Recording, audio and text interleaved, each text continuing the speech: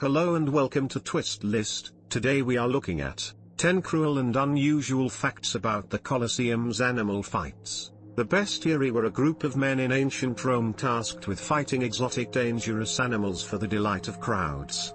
Most history books tend to gloss over the more gruesome details of what such fights entailed. For example, history books rarely tell you about. At number 10 we have the suicides. Some people who fought against animals in the Colosseum were well-trained men and thought of it as a career. A great deal of them, however, were unarmed criminals or prisoners of war who were thrown to the animals with virtually nothing to defend themselves. For example, one German prisoner killed himself by forcing a sponge down his own throat.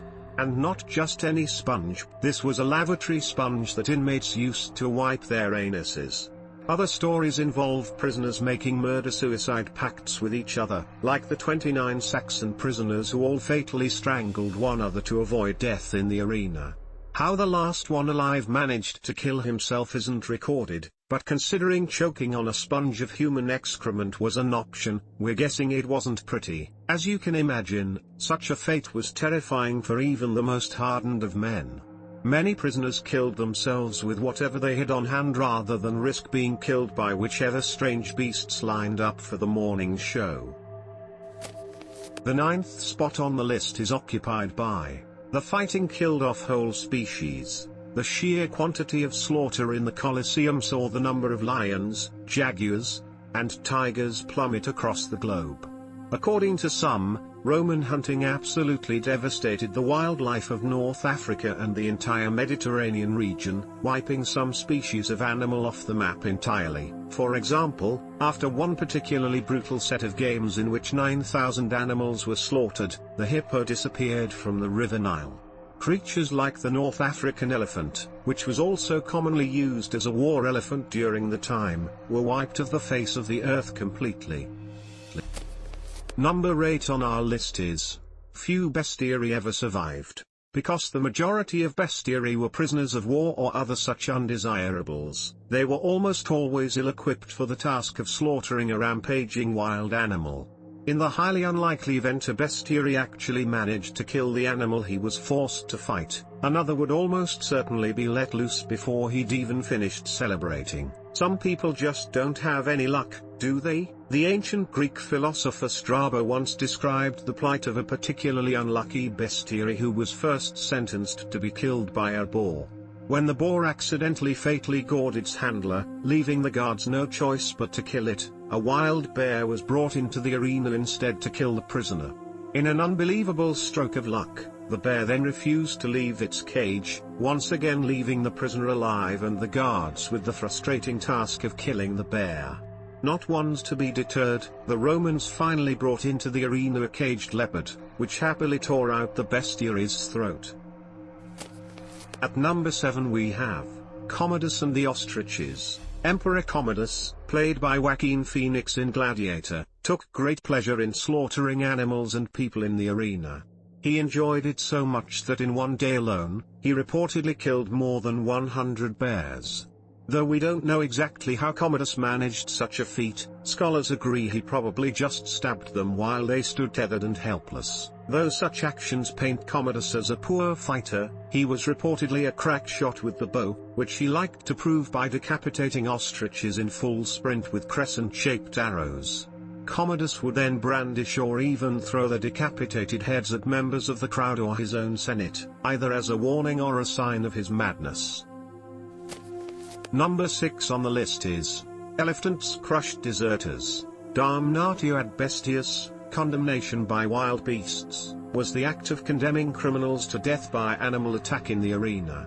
Unlike the Bestiari, who stood at least a small chance at defending themselves, those condemned via damnatio ad bestias were either defenseless, tied to the spot, or just naked and armed with a wooden weapon. The very first case of damnatio ad bestias in Roman history occurred when Aemilius Paulus sentenced a group of army deserters to death in 167 BC. To make it interesting, he ordered them crushed to death by a horde of elephants. The spectacle proved so popular that death by animals became a part of everyday life for the Romans, literally. Every morning, a Roman citizen could go to the arena to watch such executions take place before an afternoon of actual gladiatorial combat. The fifth spot on the list is occupied by public hunts. The killing of animals was usually left to trained professionals or unarmed prisoners. But on rare occasions, the general public got the chance to kill rare and exotic animals for their own enjoyment. After the forest had been suitably filled with hapless herbivores, the public was then permitted to enter and hunt animals for fun. As a bonus, they could keep anything they killed. The following day, Probus had 400 lions and 300 bears stabbed to death, because the public apparently still wasn't satisfied with all the free ostrich meat they'd received the day before. Emperor Probus turned one of the most famous chariot racetracks in Rome, the Circus Maximus, into an actual forest around 280 AD. Into this forest, he released hundreds, if not thousands, of ibexes, sheep, ostriches, and other beasts. Number 4 on the list is Orpheus against the bears. According to legend, the hero Orpheus was a musician of such skill that he could charm all living things with nothing more than a lyre. The Romans loved this legend and tried to recreate it many, many times. They'd dress a condemned criminal up like Orpheus, give him a lyre, and then throw him into an arena full of angry bears, normally ones that had been starved or beaten. Sometimes, though, the Romans would put a further twist on the myth and crucify the man playing Orpheus before exposing him to the bear. Mostly, however, the Romans were a little more sporting and the criminal was free to defend himself with the lyre he'd been given. This went about as well as you'd expect. Then again, it could have been worse.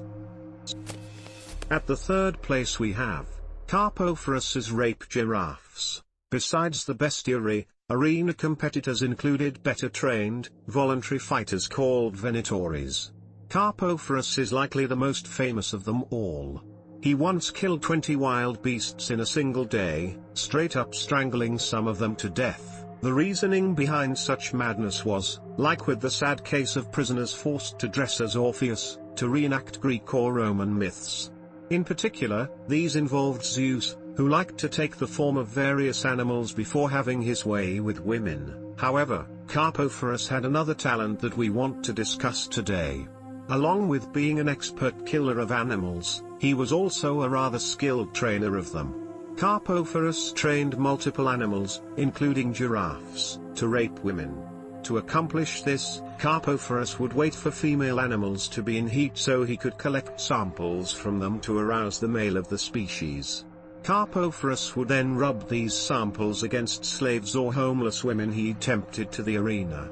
According to one account, Carpophorus used up several women before he got the animals properly trained. One story involves a woman accused of poisoning 5 being raped by a jackass, before Carpophorus ended the ordeal by releasing wild animals into the arena to ease her suffering. At the second spot is prolific killer animals. If you hadn't already guessed by now, the Romans didn't exactly take good care of the animals they intended to fight or kill. Most animals, to save on the cost of housing and feeding them, would be killed outright after each games, since, well, replacements were easy to come by. However, exceptions existed. According to the famed Roman philosopher Cicero, one lion in the arena killed an astounding 200 men before it was finally slain. Other notable animals include the group of 18 elephants who stormed the crowd in an escape attempt. The elephants were originally to be killed by a group of men armed with darts, but they smashed through the fence separating them from the crowd. To stop this from ever happening again, the Romans placed a large trench between the arena and the crowd for future events. And finally, at number 1, no animals had to die. Perhaps the most cruel aspect of all is that the animals brought to the arena never really needed to be killed. We don't mean that killing animals for sport is wrong, the Romans had little patience for that argument. We mean that the animals proved perfectly capable of entertaining the crowds while staying alive. Other stories tell of the crowd being in awe of just seeing crocodiles sit in a ditch full of water. That's it, no one stabbed them, and they didn't fight anything. People were happy just to look at them, as though in a zoo. Another time, a crowd of thousands once sat and laughed their heads off at the sight of a bunch of leopards running in a straight line. For example, trained elephants who danced, bowed, and did other tricks delighted the crowds. In fact, elephants were noted as being one of the only creatures the crowds didn't like to see being killed. Writers of the era note that spectators would boo upon seeing elephants killed, thinking them smart and gentle creatures. The crowd was literally just as happy to see the animals run in a circle or sit and do nothing, but the Romana decided to kill them anyway to spice things up. Thanks for watching. If you enjoyed this video and would like to see more, then please hit the subscribe button.